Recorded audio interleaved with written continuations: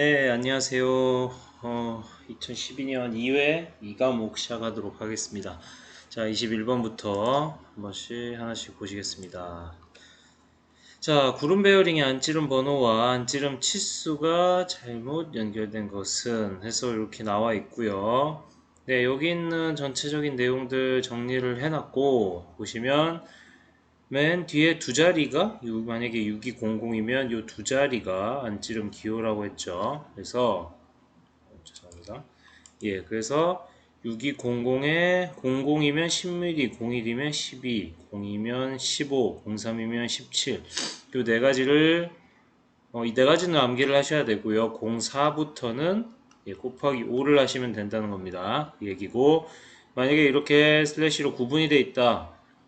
돼 있으면 그대로 읽으시면 되고 629처럼 이렇게 세 자리면 맨 뒤에 한 자리만 안찌름 기호라고 판단하시고 9mm로 바로 읽으셔도 됩니다. 자, 이렇게 정리를 하시면 다 정리가 되죠. 그래서 문제 보시면 잘못된 거는 나머진 맞고, 자, 안찌름 번호가 이렇게 돼 있어요. 그러면 5를 곱한 게 아니고 22 그대로 읽어야 된다라는 거 이렇게 정리하시면 되겠습니다.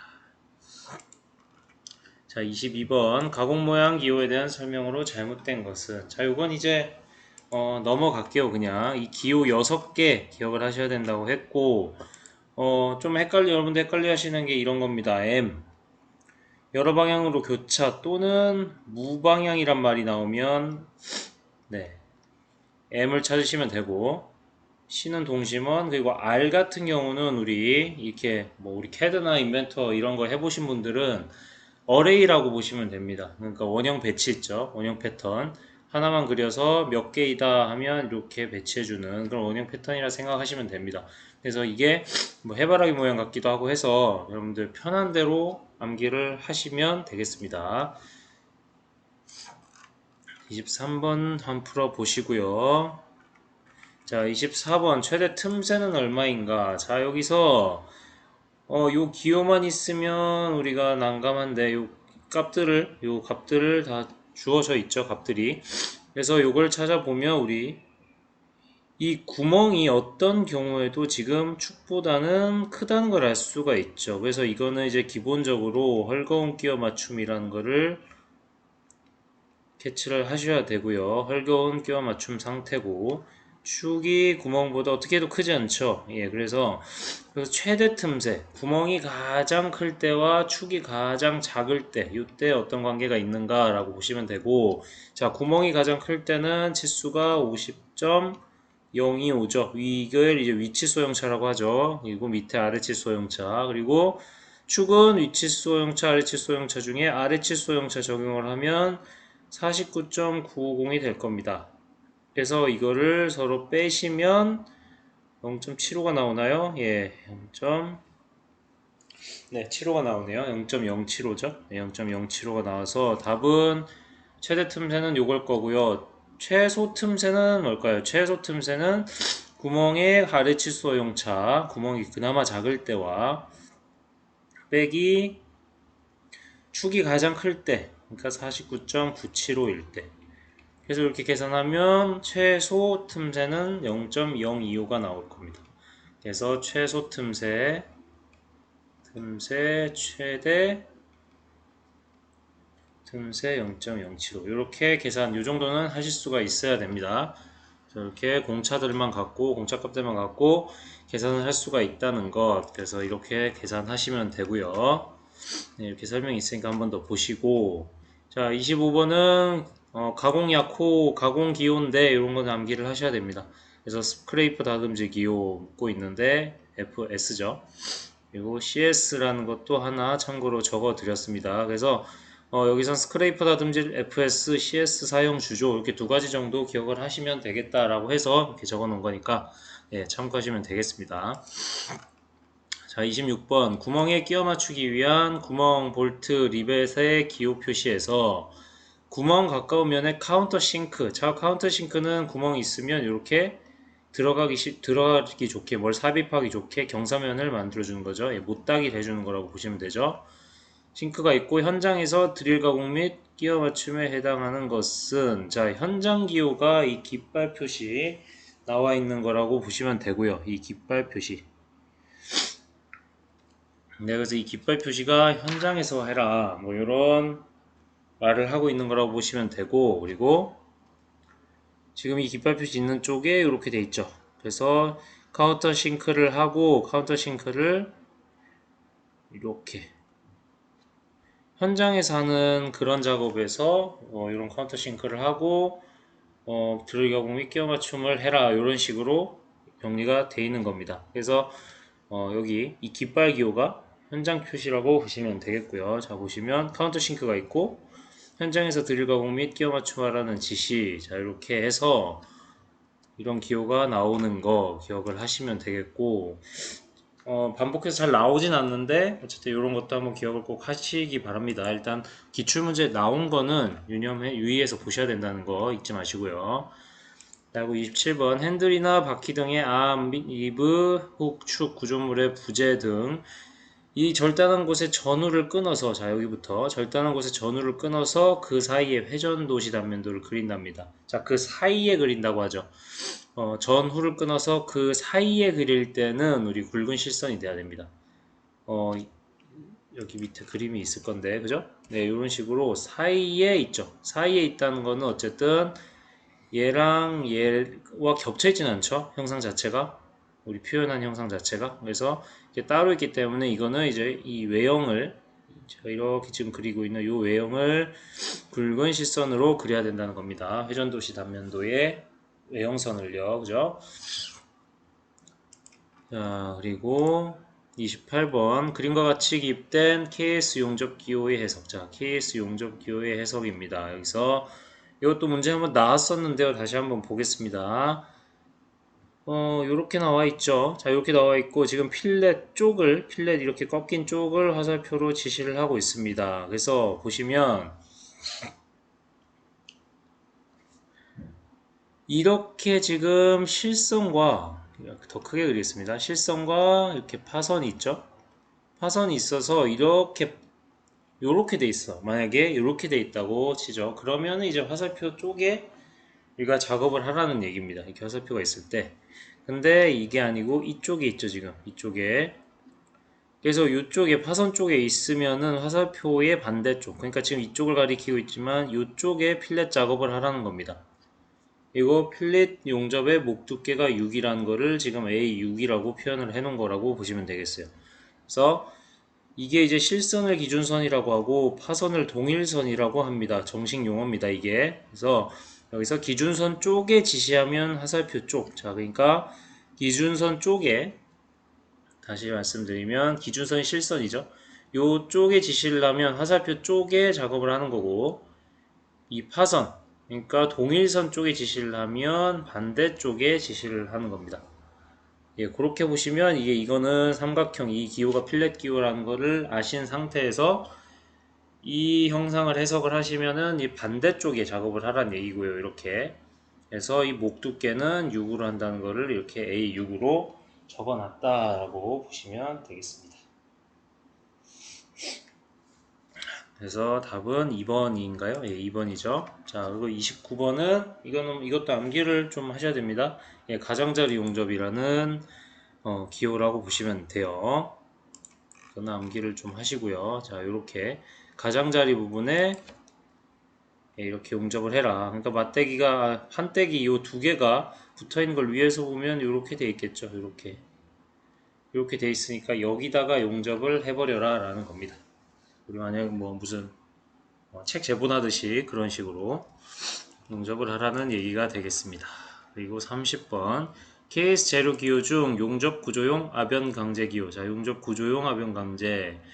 이거는 이제 SM400A 이렇게 쓰는 거고, SM30C 이런 식으로 쓰는, 이런 식으로 쓸 때는 뭐였죠? 우리 기계구조용 탄소강이었죠. 이럴 때는 이게 탄소 함유량이고 여기 400A 이런 식으로 세 자리 숫자가 있을 때는 최저 인장 강도라고 말씀을 드렸습니다. 그래서 저번 시간에 뉴턴 퍼 밀리미터 제곱이라는 이 단위와 좀 친해지면 좋겠다라고까지 말씀을 드렸던 것.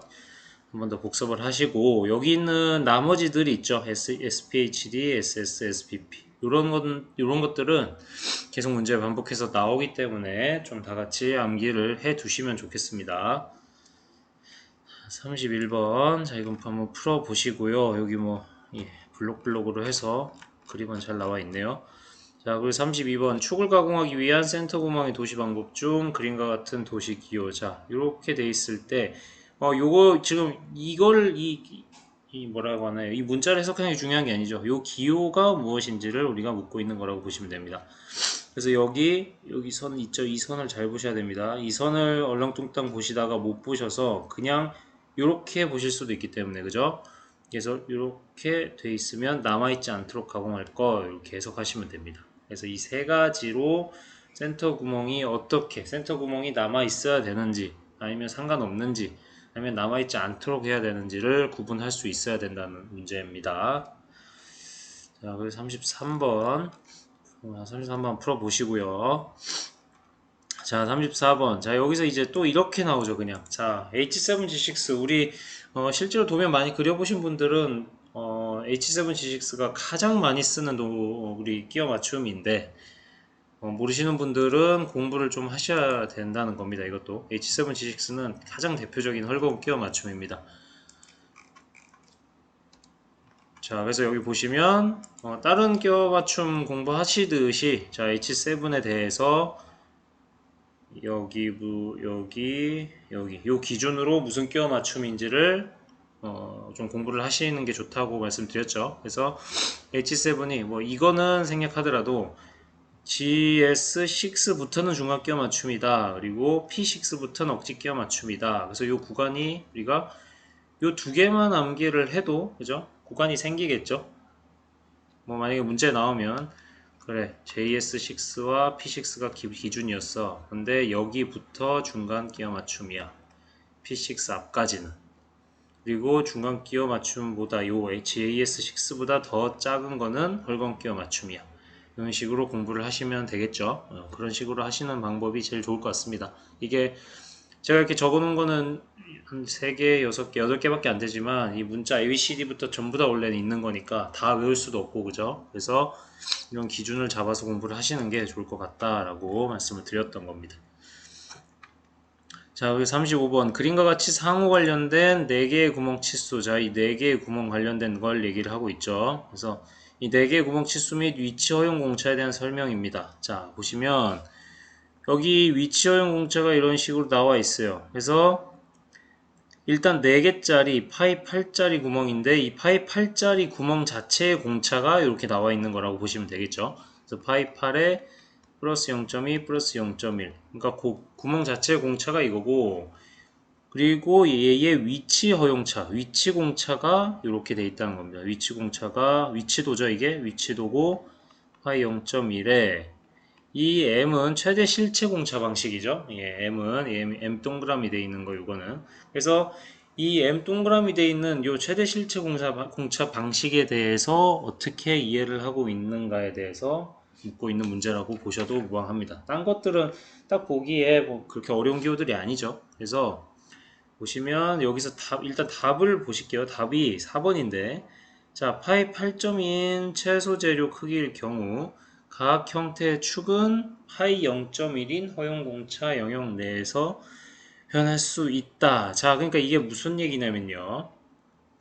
지금 이 구멍에 대해서, 자, 이 구멍에 대해서 지금, 구멍에 대한 지시죠. 이 재료, 요 판에 대한, 판때기에 대한 지시가 아니죠. 이 구멍에 대한 지시인데, 이렇게 돼 있는 거는 무슨 얘기냐면, 구멍이 가장 어떻게 될 때 클 수 있냐는 겁니다. 그러니까, 구멍이 지금 이렇게 돼 있기 때문에 여기서 구멍이 가장 클 수 있는 방법은 요 공차 내에서 봤을 때 파이 8.2죠. 이 구멍이 가장 큰 거는 이 구멍의 뭐 더 정확히 얘기하면 이 구멍 자체의 질량을 얘기를 해야 되는데 구멍의 자체의 질량이 커지려면 구멍 부피가 커져야 되죠. 그래서 요 파이 8.2가 됐을 때 잠깐 보시겠습니다. 그래서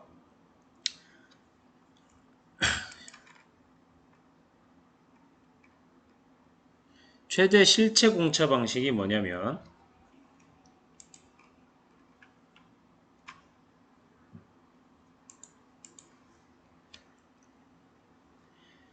재질의 질량이 최대가 되는 치수를 선정하여 적용하도록 지시하는 겁니다. 자, 그러면 재질의 질량이 최대가 되려면 제가 반대로 얘기를 했죠. 예, 반대로 얘기를 했죠. 구멍이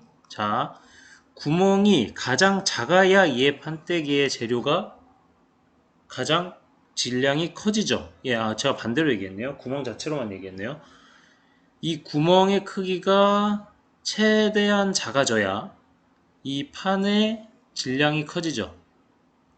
예, 그런 얘기입니다. 그래서 이 최대 질량, 최대 실체 공차 방식이 보시면, 잠시만요. 예. 재질의 질량이 최대가 되는 치수를 선정하여 적용하도록 지시하는 방식입니다. 그래서 주어진 문제와 같이 구멍이 작아질수록 재질 자체의 질량이 커진다. 그래서 이 구멍 자체에 대한 지시가 아니고 여기서 얘 자체는 구멍 자체에 대한 지시죠. 예, 구멍 자체에 대한 지시인데 이게 작아져서 이 판이 커지는 요 판이죠. 요 판 이렇게 여기 돼 있는 판의 질량이 어떻게 하면 가장 커질 수 있는가를 찾으시는 겁니다. 예. 그래서 그렇게 찾으셔야 되기 때문에 구멍이 나왔을 때는 저도 방금 헷갈렸듯이 좀 주의를 하셔야 됩니다. 찾으실 때. 그래서 여기 보시면 파이 8.2인 채소 재료 크기일 경우가 말이 안 되죠. 이 자체가.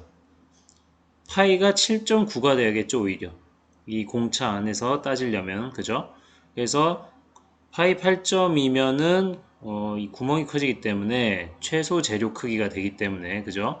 그래서 최대 실체 공차 방식과는 말이 안 된다. 그래서 각 형태의 축은 파이 0.1인 허용 공차형 내에서 변할 수 있다. 뭐 다른 말들은 맞는 것 같은데. 그래서 여기 보시면요. 각 형태의 실제 부분의 크기에 대한 허용공차 0.1 범위에 속해 하며, 자, 0.1. 이게 이제 미치도 공차에 붙어 있는 의미라고 할 수가 있겠죠. 그래서 각 형태의 파이 8.1에서 파이 8.2 사이에 변할 수 있다. 그래서 이 구멍의 크기 자체는 파이 8.2에서 파이 8.1 여기까지 변할 수 있다는 거죠. 그리고 허용 공차 범위는 0.1 범위에 속해야 한다. 실제 부분의 크기는. 그리고 모든 허용 공차가 적용된 형태는 실질 조건 경계, 즉 파이 8, 파이 8.1 빼기 0.1의 완전한 형태의 내적 원주를 지켜야 한다. 자, 이게 이제 요 자체의 의미라고 볼 수가 있겠고요. 예, 요 자체의 의미. 그리고 파이 8.1인 최대 재료 크기일 경우, 자, 파이 8.1일 때 얘는 최소 재료고 얘는 최대 재료라는 거. 그래서 이 두 개만 정확히 비교를 해보시면 되겠네요. 그래서 파이 8.1인 경우 최대 재료 크기가 되죠. 이 판에서 구멍을 뚫는데 파이 8.1로 뚫는 게 가장 이 재료를 최대 크기로 지킬 수 있는 방법이죠. 왜냐면 공차가 이렇게 구멍이 허용 공차가 적용되어 있기 때문에 각 형태의 축은 파이 0.1의 위치 허용 공차 범위에 속해야 한다. 자, 이게 가장 어떻게 보면 이 문제의 핵심적인 키 문장이 되겠습니다. 예. 그래서 4번은 파이 8.2일 때는 말이 안 되죠. 예. 최대 실체 공차 방식과 배치되는 말이다. 그래서 답은 4번이 되겠고요. 자, 그 36번 스케치도를 그려야 하는 경우와 가장 관계가 없는 것. 자, 스케치도는 보시겠습니다. 도면이 없는 부품과 같은 것을 만들려고 할 경우. 뭐 요때 복잡한 부품은 불가능하겠지만 간단한 형상을 가진 그런 부품들을 대체해야 될 때는 제작을 위해서 스케치를 할 수가 있겠죠. 그리고 도면이 없는 부품을 참고로 하려고 할 경우도 뭐 가능할 거고, 도면이 없는 부품의 마멸 또는 훼손된 부분을 수리하여 제작할 경우, 도면을 좀 더 깨끗하게 보완할 필요가 있는 경우. 여기서 보면 4번에는 깨끗하게 보완을 해야 할 경우에는 이제 깔끔한 프로그램을 써야 됩니다. 아니면 뭐 다른 방법들, 스케치보다는 여기 보시면 프리핸드법, 본뜨기법 이런 것들이 있는데 스케치보다는 다른 좀 더 정밀한 방법을 써서 좀 더 깨끗하게 보완을 해야겠죠. 그죠? 손으로 그리는 거는 어쨌든 한계가 있겠죠. 손으로만 작성을 할 때는. 그래서 이 스케치도 사용하는 용도도 한번 좀 알아두시면 좋겠고, 자, 37번 한번 풀어보시고. 자, 38번은 이게, 보시면, 아이 영광의 표시 방법을 올바르게 된 거. 이건 순서를 또 찾는 거죠. 순서가 어떻게 되는가. 읽는 순서가. 그래서 여기 보시면, I, H, 그리고 B, T, L, 이런 식으로, 이런 순서로 읽는다는 것, 참고하시면 되겠습니다. I 형광도 있었고, 니은 형광도 있었고, 몇 가지가 있었죠. 자, 그리고 39번. 재료기호 KST 3503 SS400에 대한 설명 중 맞는 항입니다. 맞는 것. 자, D는 금속 부분 맞죠? 이게 가장, 어떻게 보면 가장 간단한 내용이겠고요. 자, SS의 첫 글자 S는 재질을 나타내는 기호로 강을 의미한다. 이것도 맞는 말이죠. 예. 강을 나타내는 S라고 보시면 되고요. 스틸의 강은. 그리고 두 번째 S는 재료의 이름, 모양, 용도를 나타내며 일반 구조용 아변제를 의미한다. 네, 이것도 맞는 말이에요. 그래서 SS는 일반 구조용 아변강 이렇게 우리가 이름을 짓는 거고요. 끝부분의 400은 재료 탄수화물량이 0.4%가 아니고 최저 인정 강도를 얘기합니다. 그래서 400은 여기 있는 뉴턴 퍼 밀리미터 제곱, 400 뉴턴 퍼 밀리미터 제곱으로 의미를 한다는 겁니다. 세 자리일 때는 탄수화물량을 의미하는 경우가 잘 없습니다. 두 자리일 때, 그리고 30C 이런 식으로 주어졌을 때 탄수화물량을 의미를 한다라는 것. 자, 그 40번. 그림과 같은 기하공차 해석으로 가장 적합한 것은, 자, 이게 이제 평행도입니다. 평행도. 자, 평행도인데 먼저 평행도라는 거 캐치를 하셔야 되죠. 따로 조건 이런 게 없는 단독으로 있는 숫자가 기본적인 평행도 공차 값입니다. 자, 근데 요 밑에 있는 거는 이렇게 보시면 됩니다. 내가 지정한 어떤 부분에 내가 어떤 100mm를 내가 100mm 구간을 어떻게 지정을 했는데 따로 도면에서 지정한 부분이 있겠죠. 그 부분에 대해서는 0.005로 평행도를 맞춰라는 겁니다. 그러니까 지금 보시면은 일반적인 공차는 0.0, 100분의 5인데 이 구간, 특수 구간에 대해서는 1000분의 5죠. 그러니까 10배 더 정밀해야 된다는 얘기죠. 공차가. 그렇죠? 그래서 이렇게 지시를 한 거에 대해 어떻게 설명을 해놨는지를 찾으면 되겠습니다.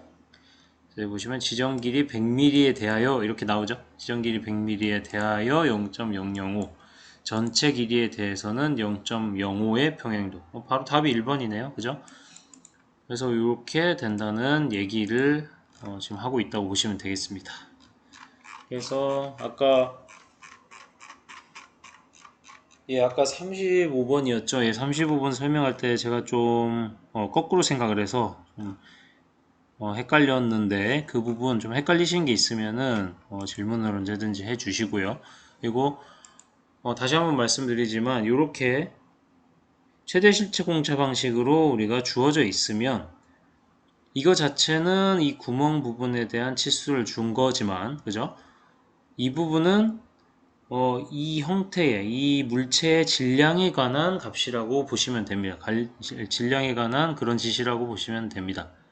그래서 이 물체가 있을 때 구멍을 최대한 덜 빼내야 구멍을 작은 구멍으로 빼내야 최대 질량을 유지를 할 수 있겠죠. 구멍을 더 큰 걸로 빼내면은 질량이 작아지겠죠. 그래서 반대로 생각해야 되는 게 구멍에다가 이렇게 최대 질체 공차 방식을 적용했을 때 상당히 헷갈리는 부분입니다. 그래서 이 부분도 몇 번 복습하시면서 연습을 하시면 충분히 이해가 되실 거라고 생각이 됩니다. 자, 이 과목은 여기까지 할게요.